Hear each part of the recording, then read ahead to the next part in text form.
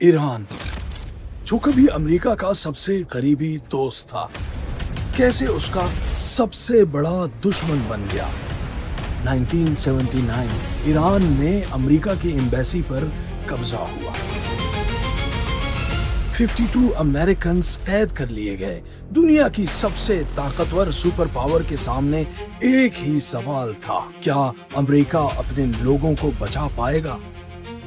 लेकिन फिर 444 दिन गुजरे, 444 डेज,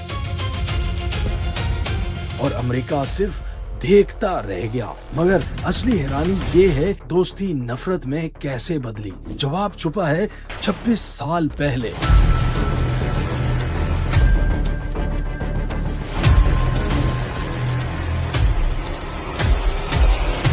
ये कहानी शुरू होती है 1953 से।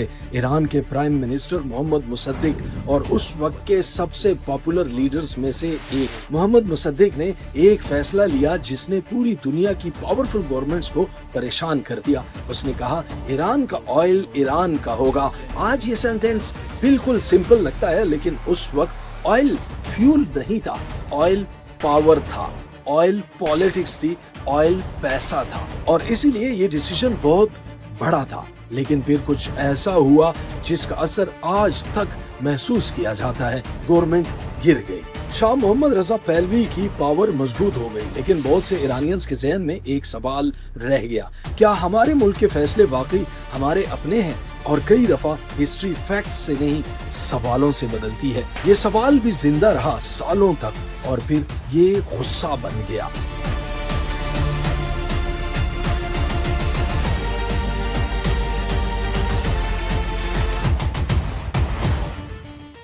(1979) ईरान फट पड़ा। सड़कों पर लाखों लोग आ गए, प्रोटेस्ट्स, नारे लगे, और एक सिस्टम जो टूट रहा था। शाह मोहम्मद रजा पहलवी मुल्क छोड़कर भाग गया। रेवोल्यूशन कामयाब हो गई। लेकिन यहाँ एक इंटरेस्टिंग बात है, दुनिया ने इसे सिर्फ गवर्नमेंट चेंज समझा। ईरान के बहुत से लोगों ने इसे कुछ और समझा। उनके लिए ये कंट्रोल वापस लेने की कहानी थी। और इसी सोच ने कुछ महीने बाद एक ऐसा क्राइसिस पैदा किया जिसने पूरी दुनिया को शॉक कर दिया।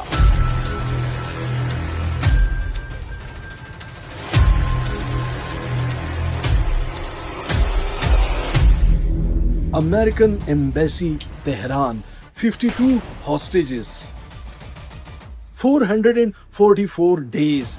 ये सिर्फ हॉस्टेज क्राइसिस नहीं था, ये सिंबल था अमेरिका के लिए ह्यूमिलिएशन का, ईरान के बहुत से लोगों के लिए रेजिस्टेंस। पूरा अमेरिका टीवी पर अपडेट्स देख रहा था। हर गुजरता दिन प्रेशर बढ़ता जा रहा था।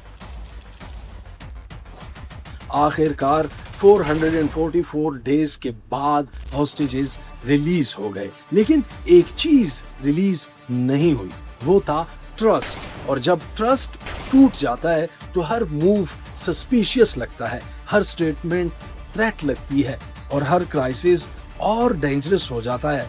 इसी बेइत्तेमादी के दरमियान मिडिल ईस्ट में एक और जंग शुरू हुई।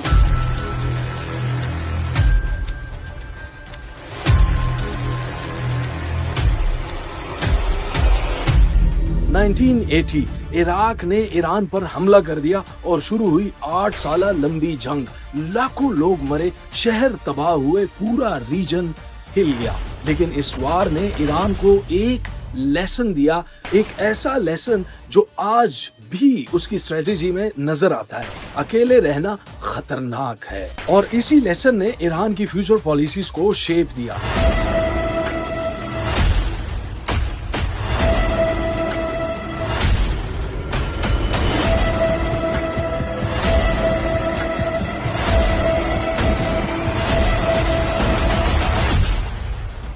लेकिन दुनिया का फोकस अभी भी एक सवाल पर था, एक सवाल जो आज तक खत्म नहीं हुआ, ईरान का न्यूक्लियर प्रोग्राम। ईरान कहता है हमारी टेक्नोलॉजी पीसफुल है। दूसरी तरफ कई कंट्रीज को शक था, और जियोपॉलिटिक्स में कई बार शक ही क्राइसिस पैदा कर देता है।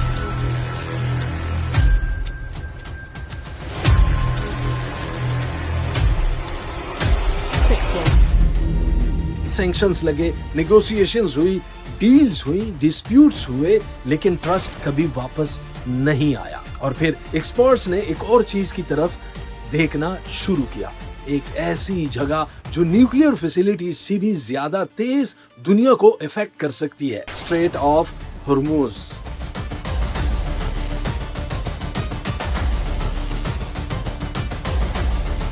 मैप पर देखो, एक पतला सा समुद्री रास्ता, लेकिन असल में दुनिया की एनर्जी सप्लाई की सबसे इंपॉर्टेंट जगहों में से एक है।